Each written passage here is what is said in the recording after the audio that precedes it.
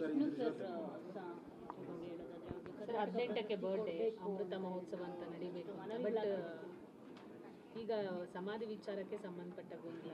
ನನಗೆ ಅದು ನಾನು ಫಸ್ಟಿಂದಾನೆ ಈ ಥರ ವಿಷಯಗಳಿಂದ ದೂರ ಆ್ಯಂಡ್ ನಾನು ವಿಶ್ವ ಸರ್ ಭಾಳ ಹತ್ರದಿಂದ ನೋಡಿದ್ದೀನಿ ರೀ.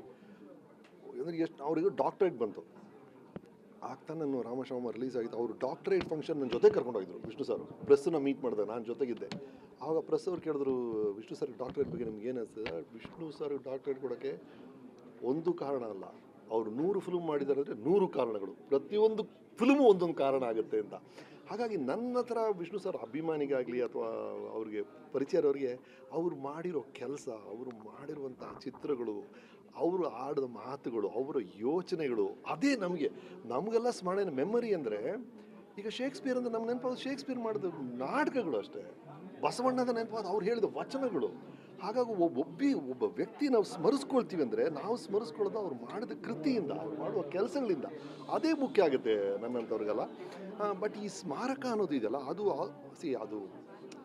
ಅದೊಂದು ಸಾಮೂಹಿಕ ನೆನಪು. ಅದು ಅಲ್ಲಿ ನಡೆದಿದ್ದು ಅಭಿಮಾನ್ ಸ್ಟುಡಿಯೋಲ್ಲಿ. ಹಾಗಾಗಿ ಎಲ್ಲರೂ ಅಲ್ಲಿ ಆ ಸ್ಮಾರಕ ಇರಬೇಕು ಅಂತ ಆಸೆ ಪಡೋದು ಬಹಳ ಸಹಜ.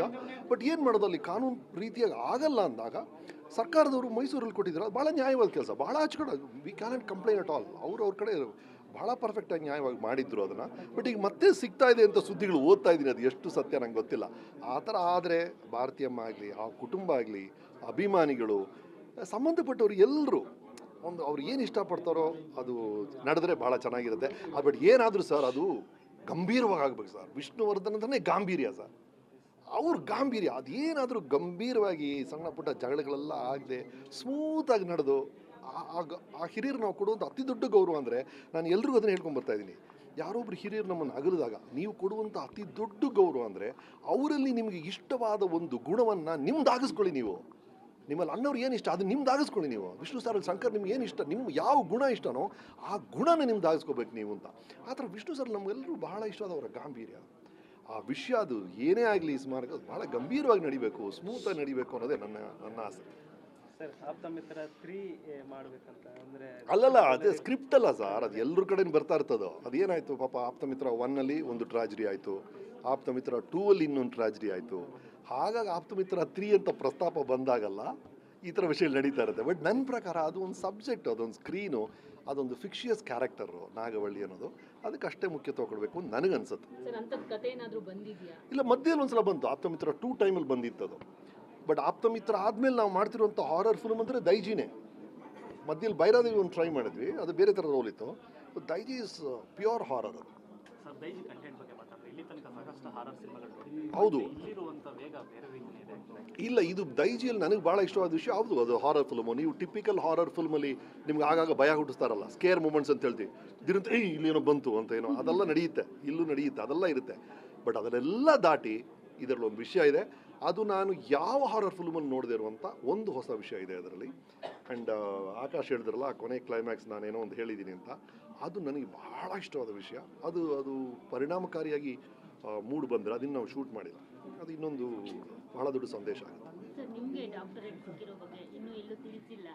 ಅದು ಡಾಕ್ಟ್ರೇಟ್ ಅಲ್ಲಪ್ಪ, ಅದು ಇಲ್ಲಲ್ಲ, ಡಾಕ್ಟ್ರೇಟ್ ಸಿಕ್ಕಿ 1 ವರ್ಷದಲ್ಲಿ ಆಯ್ತದು. ಈಗ ನಡೆದಿರೋದು ಆಸ್ಟಿನ್ ಟೆಕ್ಸಸಲ್ಲಿ, ಅಮೆರಿಕಾದಲ್ಲಿ August 23 ರಮೇಶ್ ಅರವಿಂದ್ ಡೇ ಅಂತ ಆ ಸಿಟಿಯ ಮೇಯರ್ ಅನೌನ್ಸ್ ಮಾಡಿದ್ದಾರೆ. ಸೊ ಅದು ಡಾಕ್ಟ್ರೇಟ್ ಅಲ್ಲ, ಅದು August 23 ರಮೇಶ್ ಅರವಿಂದ್ ಡೇ ಅಂತ ಆಗಿದೆ.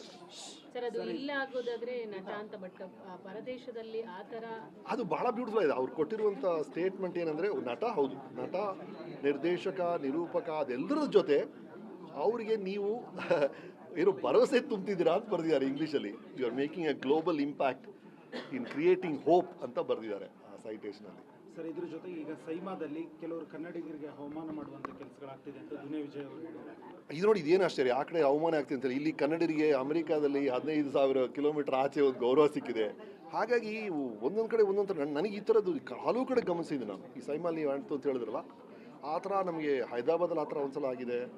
ಸೊ ಇದು ಖಂಡಿತವಾಗ್ಲೂ ವಿಜಯ್ ಹೇಳಿದ ಕರೆಕ್ಟ್. ಅದು ನೀವು ಒಂದು ಲ್ಯಾಂಗ್ವೇಜ್, ಯಾವುದೇ ಲ್ಯಾಂಗ್ವೇಜಲ್ಲಿ, ಅದು ಕನ್ನಡ, ತಮಿಳು, ತೆಲುಗು ಅಂತಲ್ಲ, ಎಲ್ಲ ಲ್ಯಾಂಗ್ವೇಜು ಕರೆಕ್ಟಾದ ಪ್ರಾಮುಖ್ಯತೆ ಕೊಡಬೇಕು, ಅದನ್ನು ಆ ಥರ ಪ್ಲ್ಯಾನಿಂಗ್ ಮಾಡಬೇಕು.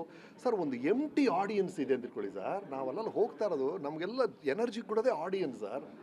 ಒಂದು ಎಂಟಿ ಆಡಿಯನ್ಸ್ ಮುಂದೆ ಅವಾರ್ಡ್ ತೊಗೊಳೋದಾಗಲಿ ಅದು ಏನೋ ಪರ್ಫಾರ್ಮೆನ್ಸ್ ಮಾಡೋದು ಹಿಂಸೆ ಅದು ಒಬ್ಬ ಆರ್ಟಿಸ್ಟ್ಗೆ. ಆ ಪಾಯಿಂಟ್ನ ವಿಜಯ್ ರೈಸ್ ಮಾಡೋದು ಕರೆಕ್ಟ್ ಅದು. ಯಾವ ಸ್ಟೇಜಲ್ಲೂ ಯಾವ ಲ್ಯಾಂಗ್ವೇಜ್ಗೂ ಆಗಬಾರ್ದು, ಕನ್ನಡಕ್ಕೆ ಮಾತ್ರ ಅಲ್ಲ, ಯಾವ ಲ್ಯಾಂಗ್ವೇಜ್ನೂ ಆ ಥರ ಮಾಡಬಾರ್ದು.